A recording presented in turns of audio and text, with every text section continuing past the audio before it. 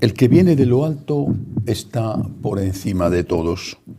El que es de la tierra es de la tierra y habla de la tierra. El que viene del cielo está por encima de todos. De lo que ha visto y ha oído da testimonio y nadie acepta su testimonio. El que acepta su testimonio certifica que Dios es veraz. El que Dios envió habla las palabras de Dios porque no da el Espíritu con medida. El Padre ama al Hijo y todo lo ha puesto en su mano. El que cree en el Hijo posee la vida eterna. El que no crea al Hijo no verá la vida, sino que la ira de Dios pesa sobre él. Palabra del Señor. Gloria a ti, Señor Jesús. Cuando Lutero,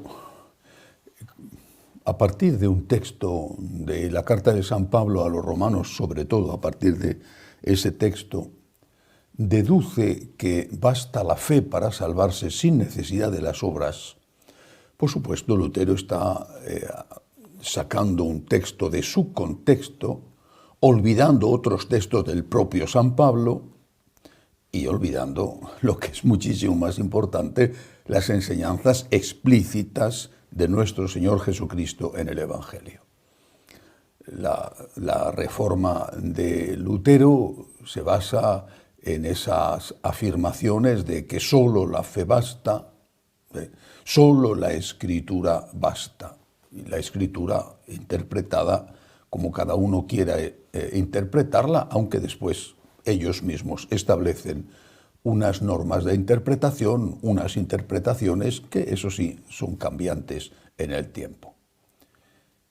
Pero quizá la afirmación central era esta, que solo la fe basta. Bastaba la fe.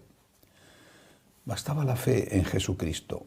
No importaban las buenas obras, no hacían falta. Si decías que tenías fe en Jesucristo, estabas salvado. Qué cómodo, qué fácil, qué promotor de irresponsabilidad, porque es tan fácil decir, yo tengo fe en Jesucristo, soy un ladrón, soy un asesino, soy un corrupto, soy un narcotraficante, soy un violador, soy uno que trafica con mujeres, pero tengo fe en Jesucristo. No importa si he asesinado a 200 y soy uno que se ha hecho rico a base de robar a los demás, yo tengo fe en Jesucristo. Demasiado simple para ser verdad. Repito, Lutero se equivoca porque interpreta una frase de San Pablo olvidando el resto de San Pablo, que es muy claro, y olvidando sobre todo las muchas veces que nuestro Señor Jesucristo habla de que la fe sin obras es una fe muerta, aunque esta frase es del apóstol Santiago. Ahora bien, sin tener razón Lutero, porque no la tiene, quizás sí tenga algo de razón. ¿Por qué? Porque efectivamente es necesaria la fe. No es suficiente la fe, pero es necesaria la fe. Es necesaria. ¿Y por qué es necesaria la fe? Lo dice el Evangelio de hoy al final. Voy a volver a leerlo. El que cree en el Hijo posee la vida eterna. El que no cree en el Hijo no verá la vida. ¿Qué significa creer en el Hijo? Significa creer que Cristo es Dios. La batalla principal que libramos dentro de la Iglesia Católica, desde la época del modernismo, por lo tanto hace más de 100 años, esa batalla es precisamente la batalla por dar testimonio de la divinidad de Jesucristo sin olvidar su humanidad.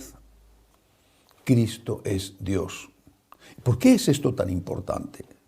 Porque estamos en Pascua, hay que volver a decirlo, porque el que ha resucitado es el Hijo de Dios, es Dios. Pero es que resucitó porque antes murió, y murió para salvarnos. Si Cristo no es Dios, su muerte no es muerte redentora, será una muerte lastimable, penosa, injusta, no es muerte redentora. Lo es porque Él es Dios. San Pablo, que sabía muy bien lo que decía, afirmaba: si Cristo no ha resucitado, somos los más desdichados de los hombres. Y añadía: pero Cristo ha resucitado. Ahora bien, si Cristo es Dios, y su muerte, porque es Dios, es redentora, y su resurrección nos abre las puertas del cielo cuando nos acogemos a su divina misericordia, si esto es así, sus enseñanzas también son enseñanzas de Dios. Y si yo niego que sus enseñanzas son enseñanzas de Dios, si yo niego que la palabra de Cristo es palabra de Dios, si yo niego esto, estoy negando la divinidad de Jesús.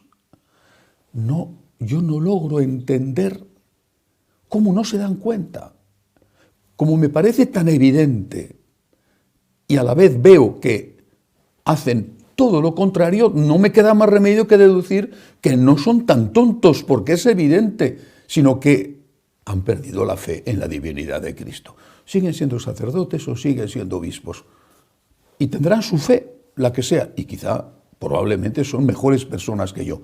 Ahora no entramos a juzgar las cualidades morales de este o de aquel. Pero ya no tienen fe en Jesucristo. En fe en Jesucristo como Dios. Si no se acepta íntegro el mensaje de Jesús sin modificar una coma, si no se acepta íntegra la enseñanza de Cristo, se está negando su divinidad.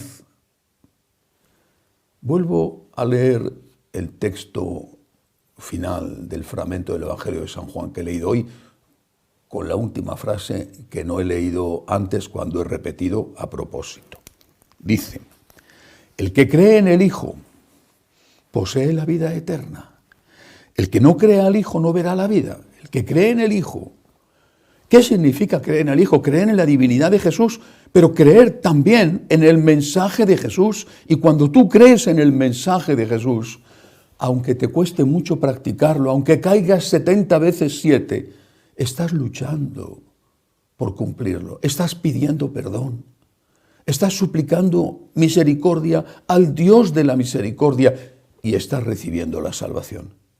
Si tú crees en el mensaje de Cristo, unido a la fe en la divinidad de Cristo de forma inseparable, si crees en el mensaje de Cristo, vas a intentar cumplirlo. O al menos sabes que debes intentar cumplirlo y sabes que tienes que pedir perdón si no lo has cumplido. Basta con eso, al menos para empezar.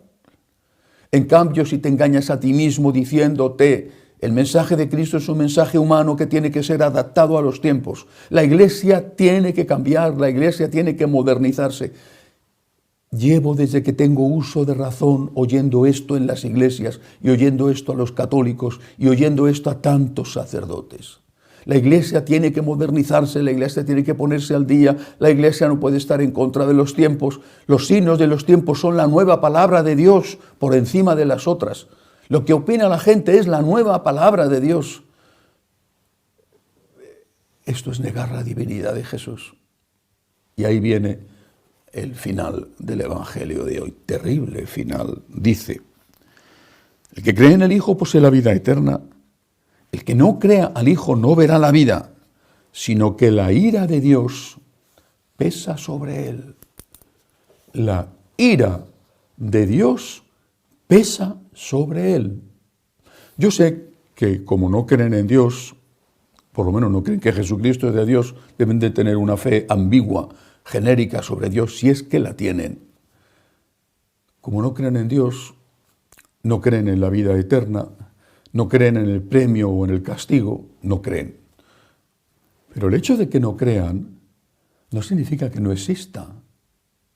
No creen que estas palabras sean pronunciadas por Jesús, o al final dicen: como era un hombre, ¿qué más me da a mí lo que digan?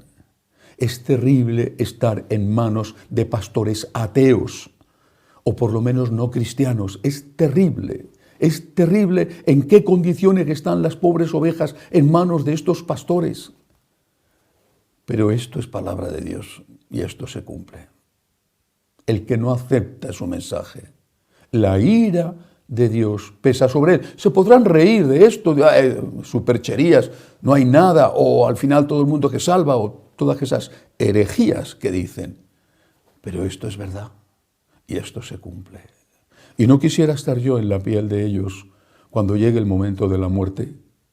Dios sabrá lo que hay en su conciencia, Dios sabrá cuándo perdieron la fe, Dios sabrá, Dios les juzgará, y confiemos en que sea misericordioso, porque también nosotros necesitamos misericordia. Pero esta es una afirmación muy seria de Jesús. La ira de Dios pesa sobre ellos. Pidamos al Señor que su ira no pese sobre nosotros. Pidamos al Señor que no nos falte la fe y que hagamos todo lo posible por defender su mensaje y que hagamos también todo lo posible por cumplirlo. Que así sea.